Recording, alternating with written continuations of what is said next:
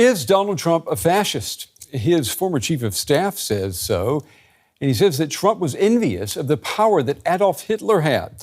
Now, this was reason enough for DW's Washington bureau chief Ines Pohl to speak with historian Timothy Ryback, the author of Takeover, Hitler's Final Rise to Power. Timothy Ryback, thank you so much for taking time to speak with DW. Happy to be here. There's a huge debate here in the United States whether it is correct to call Donald Trump or compare Donald Trump with Adolf Hitler. What do you say to that? I think there are fascistic postures, but I don't know if I would go as far to identify someone specifically as a fascist. The single most, to my mind, similar identifier is an absolute blindness to any kind of defeat, anything that doesn't fit into your worldview. Adolf Hitler was astonishing. He went from one catastrophe to another, from one defeat to another. He ran in the presidential election of 1932.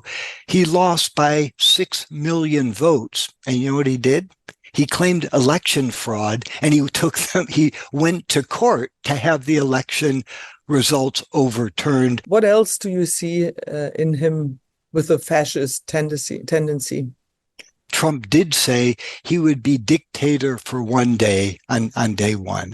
And he identifies that as a modality for governance and rule, which we've known for millennia. The authoritarian rulers.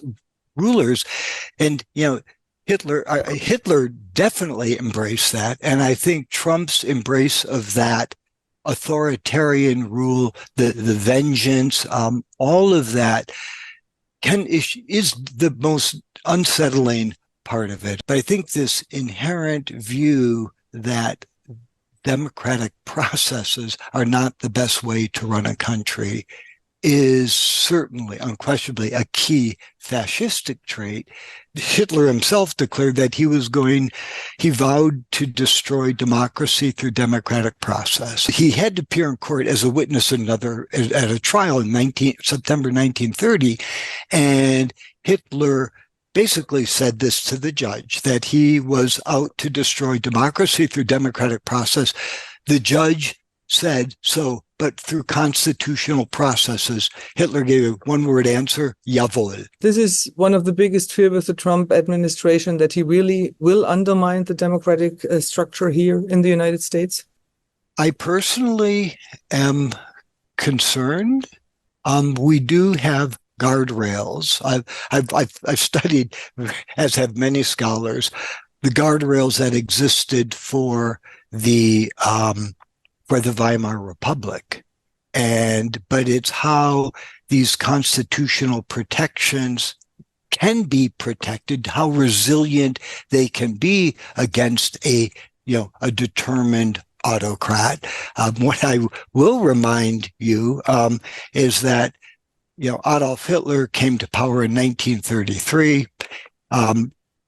Joseph Goebbels said, once we're in office, he said, they're going to have to drag us out as corpses. And in April of 1945, that's exactly what happened. It was the only way they ended that government. So I think for the U.S. Constitution, for all the protections that are there, it's only as strong, it's only as resilient as the people who are there to protect it. The Weimar Republic wasn't that old compared to the United States. Is the United States better equipped to fight attacks and to be overturned as the Weimar Republic has been? Peter Gay, who once said, the Weimar Republic died twice. It was murdered and it committed suicide. We all know who committed the murder. That was clear. But the state suicide by a constitutional democracy is a much more complicated process. And there it really comes down to the electorate, to the voters. And if there's anything, look, we live in a country protected by First Amendment rights, freedom of speech. Donald Trump has the right to say within limits anything that he wishes, as appalling as it might be to me. What I don't understand is that 50% of the Americans, or close to 50%, possibly 51%, we'll see, are willing to embrace this. This is going back to the Hitler-Trump comparison. They laid out their agenda for everyone to see. Adolf Hitler was one of the few politicians who kept his campaign promises to a horrific degree. Let's hope that Mr. Trump doesn't keep all of his campaign promises, and we don't see the guillotine being rolled out if he wins. Thank you so much. Okay, thank you so much, Ines. Have a good time. Good And let's talking.